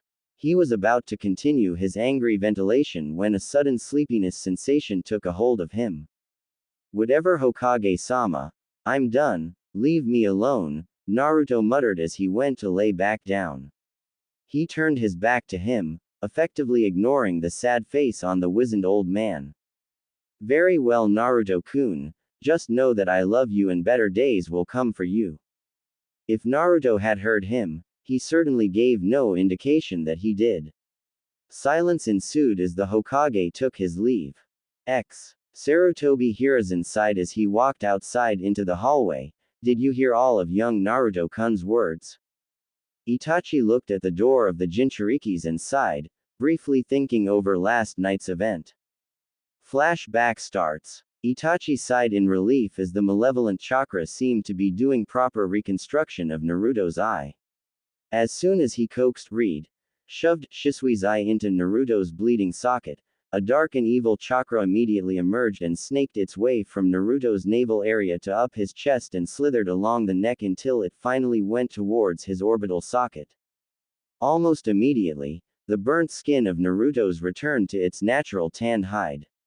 Tendrils reconnected themselves along with various muscles and connective tissues. As this was happening, Naruto screamed only to have it turn into a pitiful whimper. Itachi closed his eyes and sent a silent prayer to whatever kami that was out there to help the boy. To do anything to ease the boy's pain. Itachi's prayer seemed to have been answered as the boy seemed to fall into an unconscious state. Itachi's worry eased a bit. He had thought his surrogate brother had died, but the Yubi's chakra was still at work. However, instead of the chakra only reaching the eye, it had now spread and encased his whole body with the chakra. As soon as Itachi's cage buncheons came in contact with the chakra, their hands corroded a bit before dispelling. Itachi sat down and closed his eyes. Tears streamed out of the prodigy's eyes. It had been such an exhausting past 24 hours. The incident involving his clan had affected him more than he had let on. As much as he'd like to be the perfect shinobi, one without emotion, he just couldn't. How could someone kill their friends, best friends, and their family without feeling such a thing? Itachi was strong, a genius amongst a genius. But he was not a monster. He still felt every emotion torrent through him just as any other human. He looked upon the night sky and spoke to no one in particular. Shisui, I am so sorry for everything. He looked at the boy covered in the Biju's chakra, but know that you will live on through him in a way. He is strong-minded and strong-willed much like you. His tears stopped as he let out his feelings. It had been way too long since he had shown any emotions. A few minutes later, Itachi sighed once again in relief as the chakra-enveloped boy seemed to thin out to the point where it wouldn't be fatal to come in contact with for a few minutes. Itachi knew not to touch the boy when the vile chakra was so thickly saturating the boy's figure. However, he didn't have much time left, he had to leave soon. So without a single care in the world, he picked the young boy up while the chakra ate at his clothes and skin, albeit slowly. Itachi gritted his teeth. This pain is nothing compared to Naruto's suffering. He hugged the boy tighter to his chest despite the pain. A lone tear fell into the cheek of unconscious boy. I'm sorry for everything, oh Tudo. Flashback ends. The boy is in pain. Hopefully time will be able to mend his heart. Itachi wordlessly nodded in agreement with a slight frown on his face. He could practically feel the emotions rolling off from the young Jinchuriki's room. Hokage-sama, why didn't you tell him of his other eye? In all truth, I was going to, but he is emotionally distraught at the moment and I don't believe being emotionally stable with a Sharingan in your eye is not a very good mix, the old man said honestly. Itachi nodded. The Uchiha clan was indeed a bit unstable like that. His father, nearly all his uncles and elder were power-crazed and tended to get a bit crazy. Shaking his head from his thoughts. Will I be allowed to see him one last time? Sarutobi hesitated before shaking his head. Itachi, I'm sorry, but you can't now. I know this isn't how you wanted to leave the village, but for Konoha's sake, you need to go. Again, I can't express how sorry I am for making you shoulder this whole ordeal. I knew what consequences my decisions would reap. I am happy to be of use, Hokage-sama. I will be in contact with you soon. Sarutobi watched as the loyal but now missing ninja, bow before turning to leave. But before Itachi made use of a shunshin, he spoke softly but clearly. Please watch over them both, Hokage-sama. With that being said, Itachi Uchiha left the place he had called home for his whole entire life. Konohagakure no Sato would now be nothing but a memory. Naruto felt himself being reeled from his dream into the real world. Eventually, after his little rant with the Hokage, he had fallen asleep. Lying down and closing your eyes for an extended period of time would eventually do that to you, he supposed. He sighed as he recollected the events that had happened before he childishly ignored the Hokage. the one person who he had considered family. Ayame Ne-chan and Tyuki Ojisan were close in terms of bonds, but the Hokage Jiji was his Jiji, damn it. He needed to apologize. As if sensing his inner turmoil, several knocks were heard, followed the sound of the door opening announced someone was coming in. Naruto glanced up with his one good eye and saw the telltale sign of the village leader's robe. Despite his thoughts of making amends with the old man, he childishly pouted and turned his head away immaturely. Hey, before anyone judges, he is a child and he most definitely is immature. And besides, it's tough to forgive someone. The Sandaime, seeing that Naruto seemed to have lost most of his previous night's hostility, smiled. How are you feeling, Naruto-kun? Better, came an impassive voice. Ma, Naruto-kun, for much longer are you gonna keep this angry facade up? What? How can you ask me something like that, especially? Naruto began ranting. The Sandaime spoke quickly. Ahem, you have your other eye, but you're an idiot. When I went through the most out of anyone, wait, what? Sarutobi simply chuckled before answering, I believe you heard correctly. Are you high out of your mind, old man? Sarutobi Hiruzen sweat dropped. Naruto, I am very much serious and very much sobered, you have 2 functional eyes. 2 functional eyes would mean I can see out of both sides, Jiji, Naruto blatantly pointed out. Yes, I am well aware of that, but. Listen, Jiji, I forgive you, but only on the condition that you stop taking drugs. I don't really know what brought you to the point that you needed to start taking drugs, but ow. Naruto felt 2 hands grab him and lift him with surprising ease. Hey, I'm still sore and my head still hurts. Let me down, you old Jiji baka. Sarutobi had grown tired of the admonishment of a child, so here he was, taking said child and walking to the bathroom. He plopped him on a chair that he had brought with him. The blonde Jinchuriki crossed his arms and huffed as he glared at the Hokage of Konoha. What kind of up drugs are you taking to make you do all this weird shit, Jiji? Shaking his head in exasperation, Sarutobi Hiruzen simply pointed at the mirror. The reason you couldn't see out of your other eye is because of that. Naruto scoffed as he turned to look in the mirror. What the hell are you talking about? Oh. Naruto blinked. Oh, that was the problem. Are you kidding me? Naruto groaned. I am such a complete moronic idiot. Sarutobi nodded in agreement. Indeed you are. Naruto sighed as he stared in the mirror. He couldn't believe that this misled him to believe that he didn't have a proper set of eyes. Of course he would see pitch black if there was a shit ton of bandage wrappings around his eye. It was so tightly wrapped around his head it was probably the cause of his damn near migraine.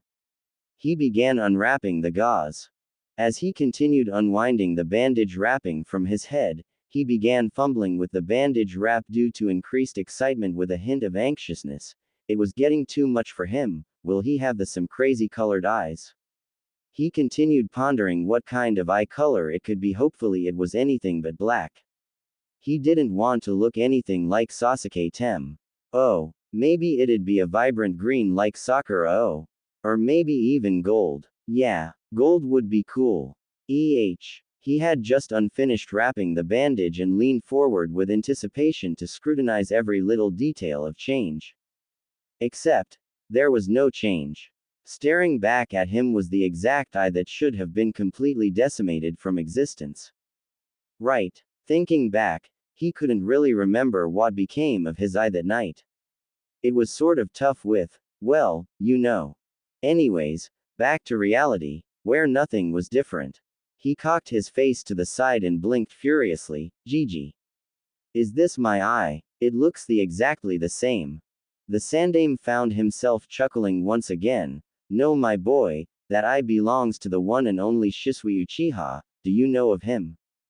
Yeah, Itachi mentioned him tons of time, something about them being rivals and brother in arms. Indeed they were. Shisui along with Itachi were renowned Sharingan users. They were among the best in the Uchiha clan, if not the top 2. Nearly every Uchiha who had unlocked their Dujutsu seemed to have some passive ability unlocked unique to them. Sarutobi looked at Naruto's right eye thoughtfully. I wonder if he will possess the Sharingan. Whoa whoa whoa. Wait a second. So Itachi actually killed the whole clan off. At the Gigi's nod, Naruto yelled, so why the hell did he give me this eye? Perhaps he saw something in you, we may never know. Nay, Gigi, does this mean I have the Sharingan?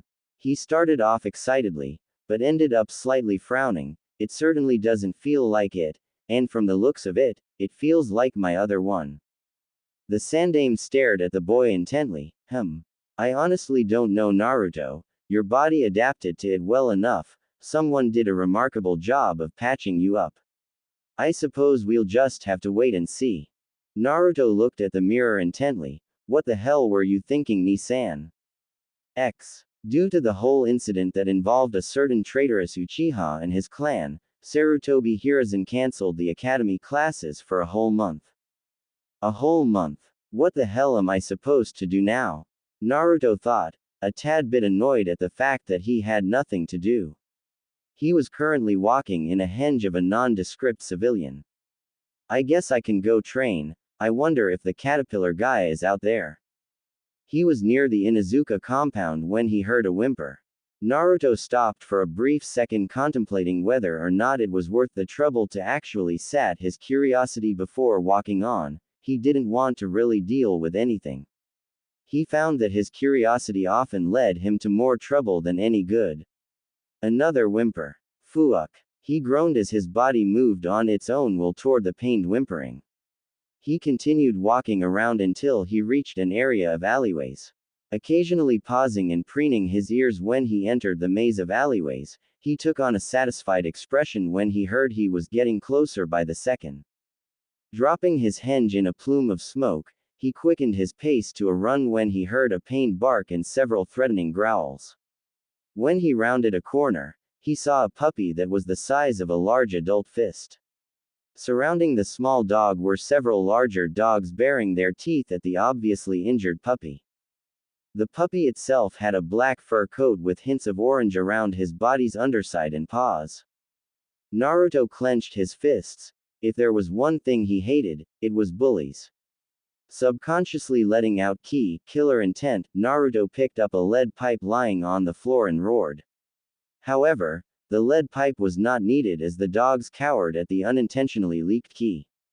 Naruto stared after the dogs that were bullying the pup for several seconds before returning his attention to said pup. Naruto tentatively held a hand out to the nearly all-black puppy only to see it bare its tiny canines at him. Naruto frowned. It was obvious that the puppy wasn't used to any form of help. Naruto's frown became even more pronounced when he noticed how malnourished the pup looked. Wow, this puppy reminds me of, well, me. Naruto sadly thought. Naruto brought out a piece of jerky that he had been saving for himself as a treat and offered it to the young pup while crouching, ever slowly trying to approach the small dog. As he drew closer with the piece of meat, the dog growled and snapped at the drawing hand. Naruto stopped in his tracks and sat. The dog needed some treatment, but without trust, Naruto couldn't get near him. So he'd wait, patiently. Even if patience wasn't his strong suit. And wait he did. A staring contest ensued between both occupants of the alleyway. For what seemed like a century, the two continued staring until the pup finally gave up. A small smile tugged at Naruto's lip as he saw the dog extend its neck toward the jerky that had been placed on the ground, all the while staring at Naruto with suspicion. Suddenly, the dog snapped out and took the piece of jerky, immediately retreating with its back to the wall. The injured pup scarfed the jerky down in a heartbeat. Then it promptly fell over from what seemed to be exhaustion. Naruto sighed in relief as he scooped the young canine into his arms. Now all he had to do was find a place that could take care of the pup. Naruto frowned as he realized that most likely no one would care for anything that had any relation to the blonde. Realizing where he was near, a metaphoric light bulb appeared above his head. Duh, how could I forget? We're near Kiba's place. I think. It certainly smells like him, Naruto thought as his senses picked up on a somewhat familiar scent. Kiba wasn't exactly his friend, but they got along well enough as classmates. Kiba, Shikamaru, Choji were the few that treated him indifferently, they were the closest things he could call a friend. Kiba laughed boisterously as he chased his little furry companion down. Yep, this was the life, getting a pup and then spending the rest of your days. Kiba halted his game of tags and looked up, sniffing the air. Huh, I know that smell. If I'm not mistaken, this smells like the dog. Kiba, came the unmistakable voice of the whiskered boy. Yep, that's definitely Naruto. Kiba smirked. The puzzling thing was that there was another smell that accompanied the pariah. It sort of smelled like a dirty dog. Kiba wrinkled his nose and narrowed his eyes, he also smelled a bit of blood. His suspicions were confirmed as Naruto came running around the corner panting with a bundle of fur in his arms. Kiba, immediately jumping to conclusions, started screaming accusations at the Jinchuriki. If it weren't for the severity of the situation, Naruto would have rolled his eyes. Instead, he ran up to the red-marked face-tatted boy and gave him a good and solid kick between the legs. Kiba's scream changed from accusing screams to a pained one. Naruto winced. No guy should ever have to go through that. Meh, whatever, it had to be done. Well, there were probably some other ways that Naruto could have stopped the incessant rambling of the Inuzuka heir, but he didn't really have time. So one kick to the family jewels would have to do. Naruto then explained, listen here you. I found this pup being manhandled by some bigger dogs, so I went and rescued it, you jerk. At this, Kiba weakly nodded and groaned in pain. Anyways, I don't really know any hospitals or vets near here, so this is probably the best choice. Naruto lied. He was fully aware of the various medical treating establishments, but he knew they didn't like him for some odd reason he himself couldn't depict. So that's why I'm here. This pup needs to be treated and you were nearby, so here we are. Now get up and treat the pup, you wimp. Naruto finished in a somewhat rushed manner. It'd do no good to be caught around hanging here. He didn't know how much of the shinobi populace hated him, but he wasn't willing to find out if the Inuzuka clan shared the hatred. Naruto helped his classmate up and thrusted the dog into the boy's arms, so I can trust you to handle it right. Kiba nodded and closely examined the puppy. The puppy was bleeding, but it wasn't too severe. If anything, the cause for the unconsciousness might have been a slight infection or malnourishment, possibly both. Upon further observations, Kiba's eyes widened. Oi oi oi. This is a Tibetan Mastiff and Grey Wolf hybrid. Naruto, where the hell did you find this pup? This is super freaking rare, Naruto. Kiba looked up to find the sun-kissed blonde gone. Kiba sighed, whatever, I'll just take it to mom. Come on Akamaru, let's get going.